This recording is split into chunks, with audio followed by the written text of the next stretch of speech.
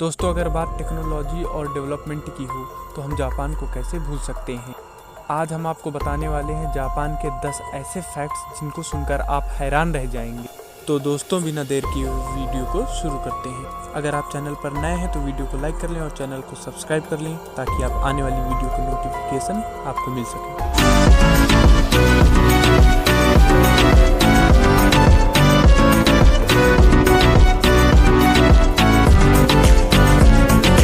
Japan का जापानी नाम निहोन या निप्पॉन है, जिसका अर्थ है उगते सूरज की भूमि, land of the rising sun. यह माना जाता था कि सबसे पहले सुबह का सूरज जापान में निकलता है, इसी वजह से इसका नाम जापान रख दिया गया। जापान में वेंडिंग मशीन नामक बिजनेस काफ़ी फल फूल रहा है।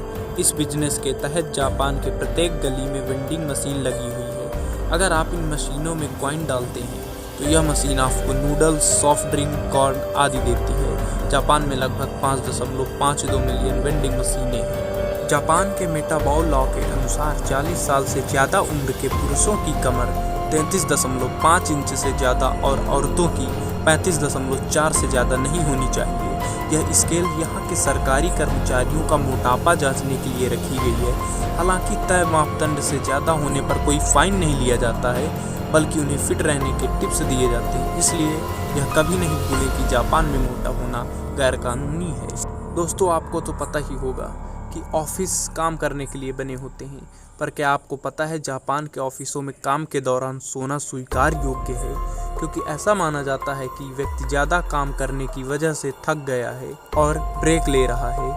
यहाँ जानना जरूरी है कि जापान के लोगों को विश्व में सबसे मेहनती माना जाता है। इसलिए हम कह सकते हैं कि जापान में ऑफिस से लीव दी जाती है, स्लीप के लिए, वो भी याएबा, जिसका अर्थ होता है टेढ़े मेढ़े दांत। जापान में आकर्षक माने जाते हैं। इसके लिए लड़कियां दंत चिकित्सक के पास जाकर अपने दांतों को याएबा करवाती हैं, मतलब टेढ़े मेढ़े करवाती हैं। तो दोस्तों, क्या आपको फैक्ट इंटरेस्टिंग लगा?